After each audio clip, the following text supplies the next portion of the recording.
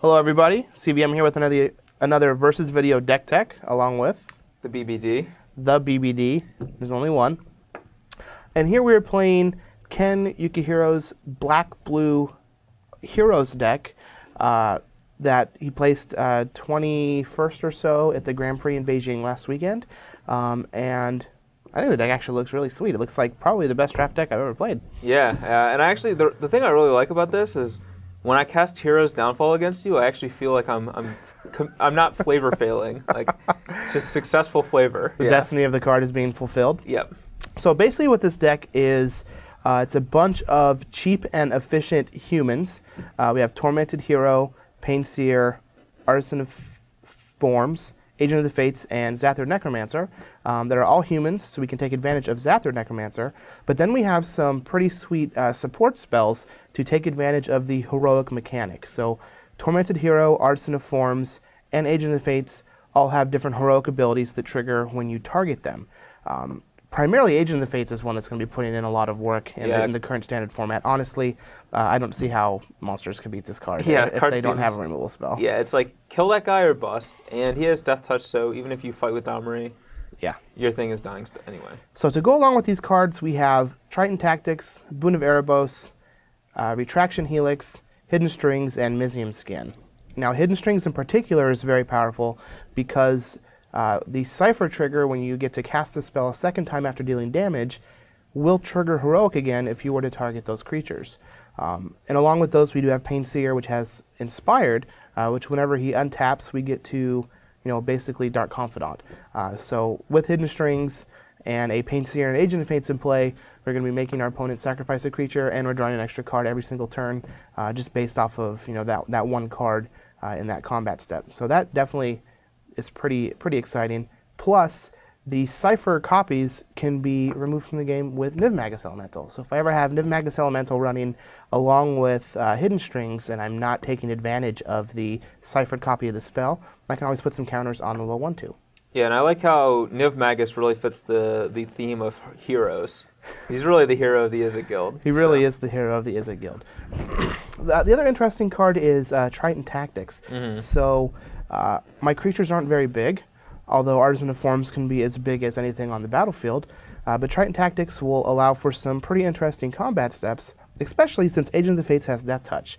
So I'm just attacking, like a madman with this 3/2 Death Touch. You really can't block. And then at any point in the game, you have to be wary of Triton Tactics, untapping him, making him a 3/5, making you sacrifice a creature, and then he can block whatever you're attacking with. Yep. Yeah, that is pretty sweet. The last card that I want to touch on here is Springleaf Drum. So I really like Springleaf Drum in this deck because we have these cards like Triton Tactics, Retraction Helix, Mizium Skin, and Boon of Erebos that we can use to save our creatures. Springleaf Drum basically puts us a turn ahead so that whenever we cast a creature, we can use that creature with Drum to protect it with one of these 1-mana spells. In particular, we have cards like Artisan of Forms and Agent of the Fates where if we cast them on curve with the Springleaf Drum already in play, then we can use some of our 1-mana spells to get that heroic ability right off the bat, whether we're copying like Apollo Kranos if we need to, or saving Agent of Fates from a removal spell and then making them sacrifice one of their creatures. Springleaf Drum combos very well with these heroic creatures and our 1-mana spells that we have to go along with them. Yeah, another thing I want to point out is I like Triton Tactics a lot with Artisan of Forms as well. Because if your opponent's attacking you with a Desecration Demon, you can Triton Tactics your Artisan, copy their demon, and then kill it. And that works for a lot of things too, like Obsidian, etc.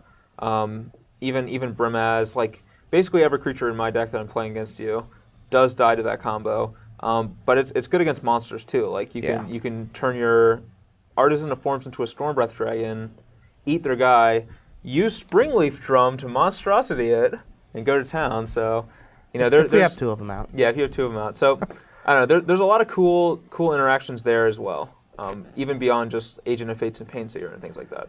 Yep. And then we do have Zathir Necromancer. Since we have all these humans in our deck, it gives us some type of resilience. Supreme Verdict is an actual card, so it's Hero's Downfall and a bunch of spot removal. Yeah. Necromancer also combos well with everyone's favorite Brushwag, Mutavault. Everyone's favorite Brushwag. Although Niv Magus Elemental is not a human, he is still a hero. Yeah, he will die to the Downfall. He will die to the downfall. So let's go ahead and take a look at the sideboard and see what options we have there. Everybody, we're back with the sideboard for the Black-Blue Heroes deck. And as we can see here, we just have a bunch of 2-ofs of cards that do very similar things. So it's almost like we're just playing a bunch of 4-ofs. So we have some removal spells with Doomblade and Bile Blight, which are both very good at killing different types of creatures. Doomblade's good against like Master of Ways, Polycrano Stormbreath Dragon, whereas Bile Blight's more suited for like Night Veil Spectre and Pack Rat and most of the other creatures that are in Mono Blue Devotion. We have Duress and Thoughtseize, 2 Dispels, 2 Negates, which are good against the control decks. And then we have 3 Desecration Demons. Man, I wish there was 4. We have 3 Desecration Demons that is just very good against the decks that Desecration Demon is good against. So green-red monsters. It's also very good against like Mono Blue Devotion, or really anything with Soldier of the Pantheon in it. Desecration Demon is where you want to be. Yeah, he is a very sizable creature against those decks. He is quite big. Yes, large of stature. He is quite a sizable creature. Formidable opponent. Yes.